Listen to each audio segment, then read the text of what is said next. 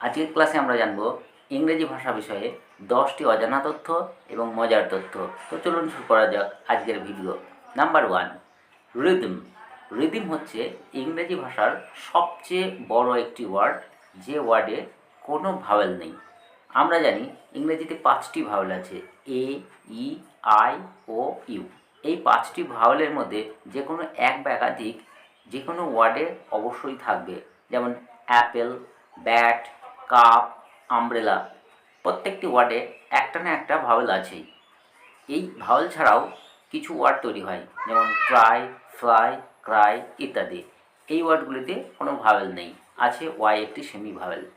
এরকমই এমন একটি ওয়ার্ড রিদম, যাতে 6টি লেটার আছে, 6টি কনসোনেন্ট, একটিও ভাওয়েল নেই।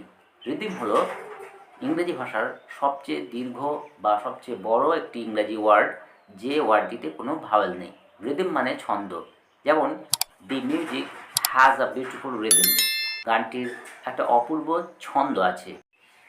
ফান ফ্যাক্ট 2, ইংরেজিতে সবচেয়ে বহুল ব্যবহৃত, সবচেয়ে বেশি ব্যবহৃত লেটার হচ্ছে ই।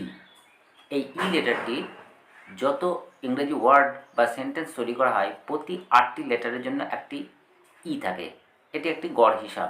এবার একটি চ্যালেঞ্জ আপনার জন্য, এমন একটি বাক্য লিখুন যেখানে কোনো ই থাকবে না। 3, গো।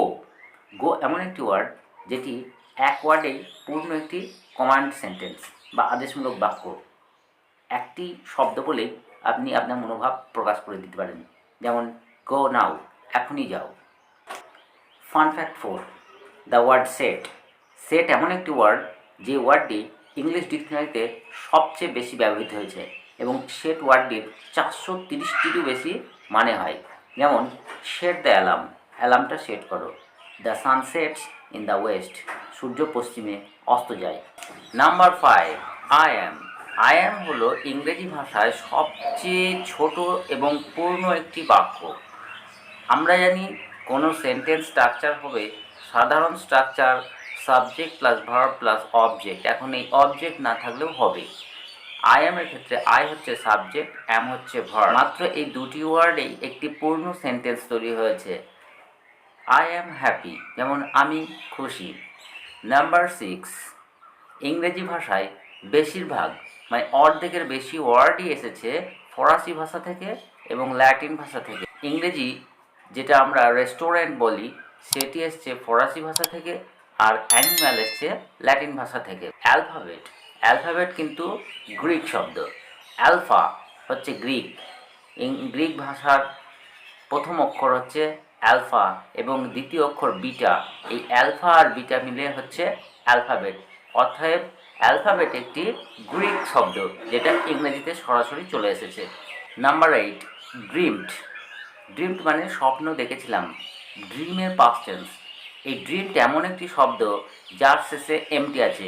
ইংরেজি ডিকশনারিতে আর কোনো শব্দের শেষে এমটি নেই। আরেকটি শব্দ আছে রিড্রিমড, তবে সেটার কোনো প্রচলনই নেই। রিড্রিমড মানে পুনরায় স্বপ্ন দেখা। নাম্বার 9, ওকে।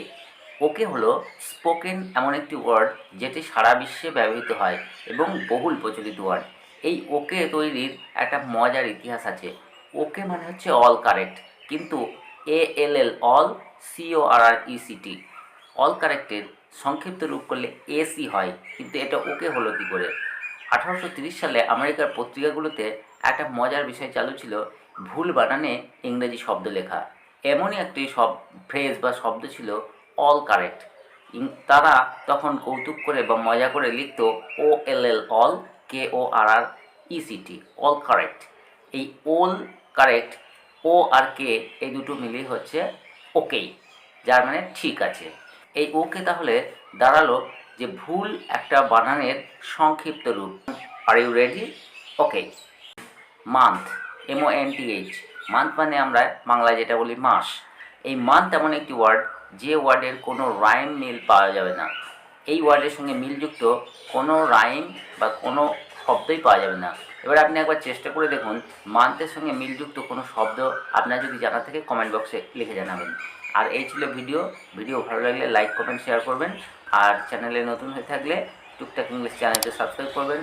আর ইংলিশ জ্ঞান এই ফেসবুক পেজটিকেও অবশ্যই ফলো করে রাখবেন।